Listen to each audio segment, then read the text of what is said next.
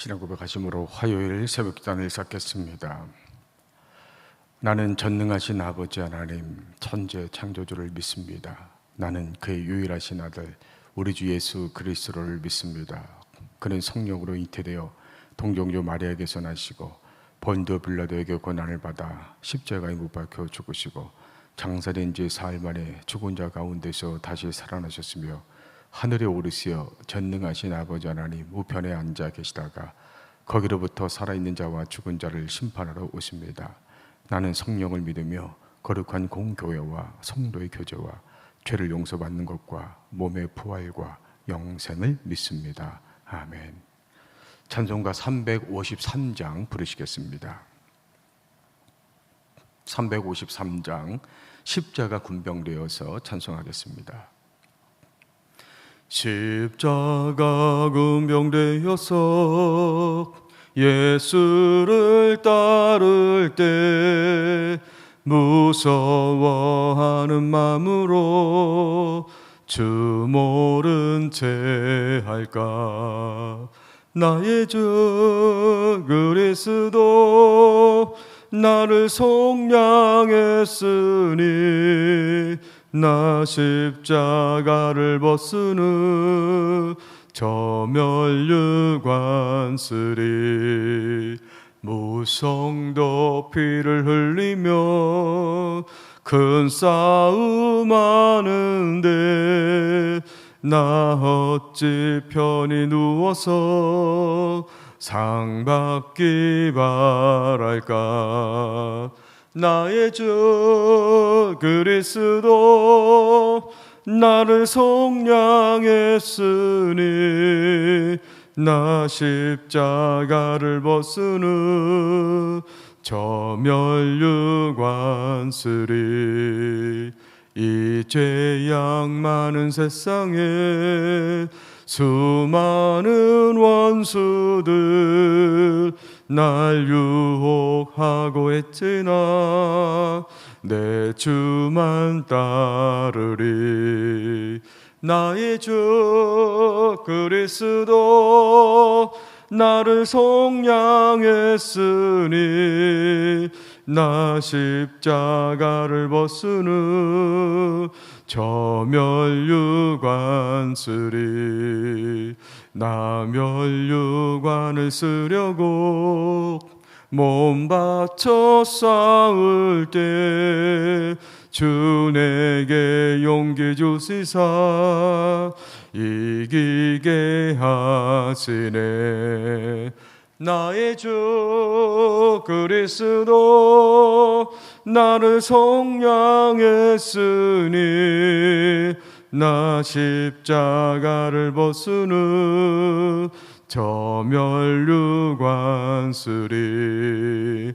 승리의 그날 이르러 십자가 군병들 개가를 불러 영광을 주님께 돌리리.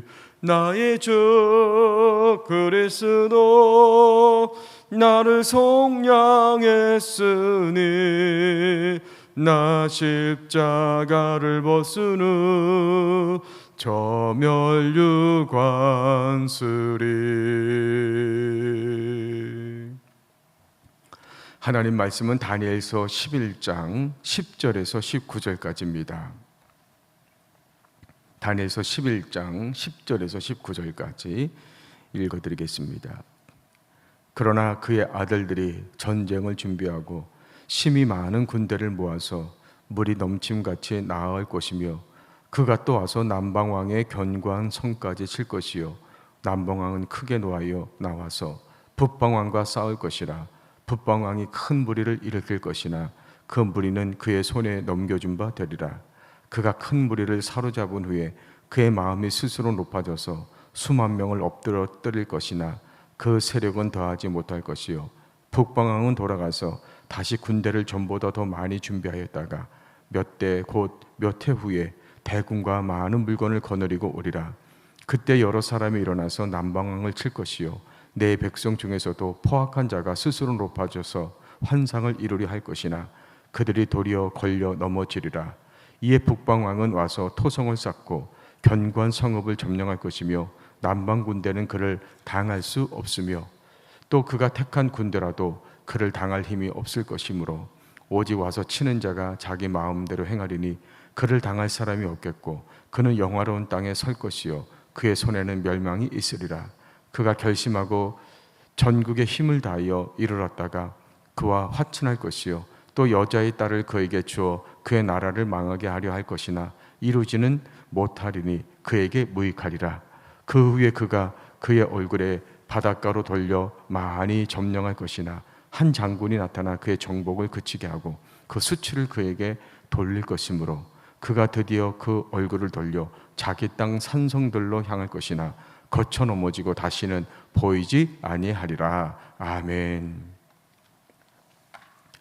다니엘 7장부터 11장 마지막까지는 하나님께서 환상을 통해서 당시 전 세계를 주름잡고 있던 바벨론을 비롯해서 그 300년 이후까지 이제 일어나게 될 그 세상의 역사에 대해서 예언하고 있습니다. 그리고 이 예언들은 하나하나 다 이루어진 것을 볼 수가 있습니다.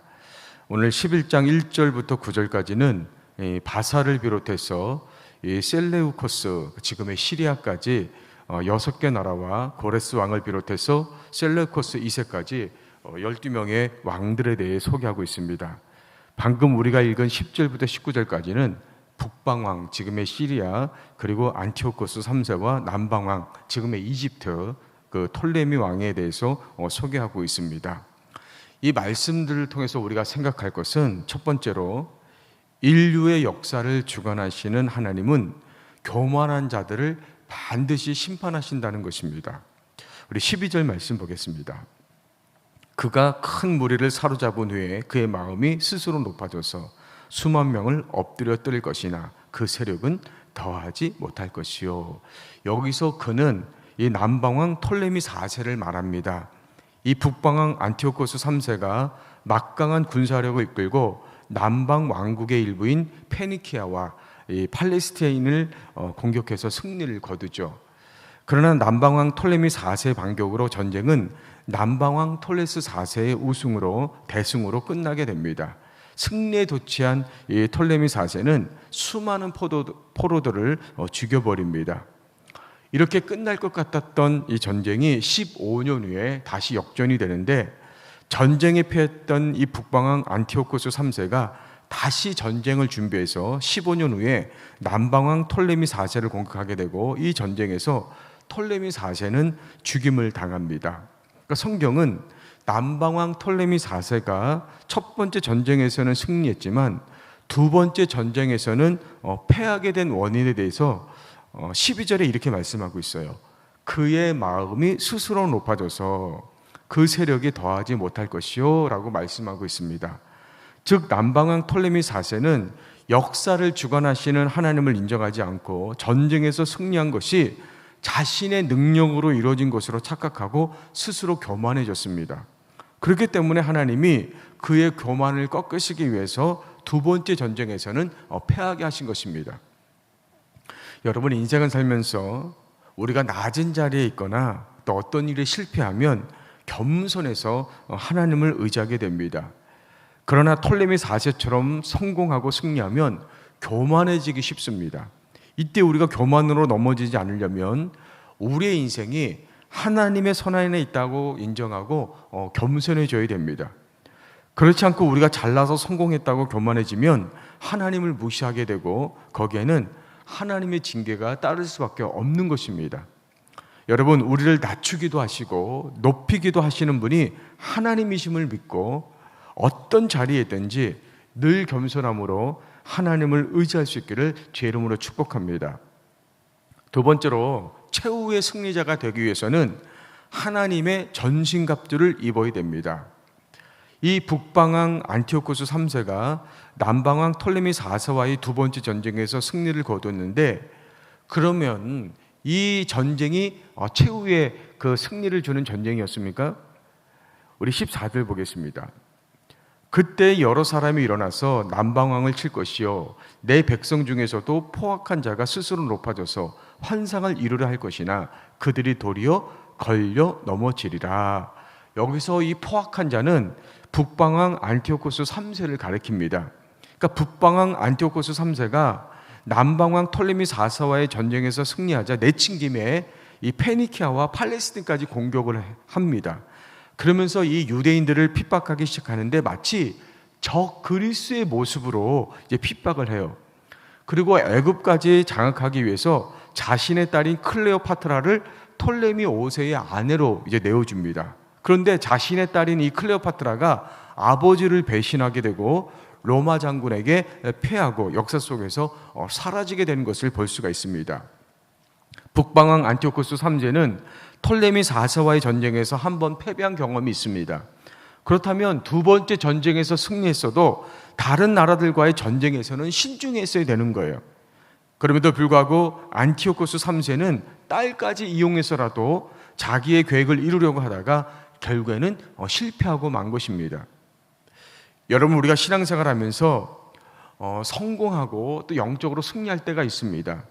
그러나 그 승리는 진정한 승리가 아니에요. 왜냐하면 마귀는 지금도 잠시 패했지만 우는 사자처럼 또 기회를 엿보고 있기 때문에 그렇습니다. 그러면 우리가 전신갑주를 입고 무장하고 있지 않으면 언제 또다시 그 영적 싸움에서 패할 수도 있는 것입니다. 그래서 신앙생활은 지금은 승리자 같지만 방심하면 실패자가 될 수도 있고, 지금은 실패자 같지만 전신갑주로 무장하면 최후의 승리자가 될 수도 있는 겁니다. 저는 여러분들께서 마지막 날까지 전신갑주로 무장해서 최후의 승리자가 될 수 있기를 주의 이름으로 축복합니다. 자, 기도하겠습니다. 추석 연휴를 보내며 영적으로 나태해지는 것이 아니라 오히려 전신갑주로 무장하게 하옵소서. 특별히 아직도 예수를 알지 못하는 가족이나 친척들을 위해서 기도하고 전도할 수 있는 그런 귀한 명절이 될 수 있도록 인도해 주시옵소서. 예수 그리스도 이름으로 간절히 기도하옵나이다. 아멘.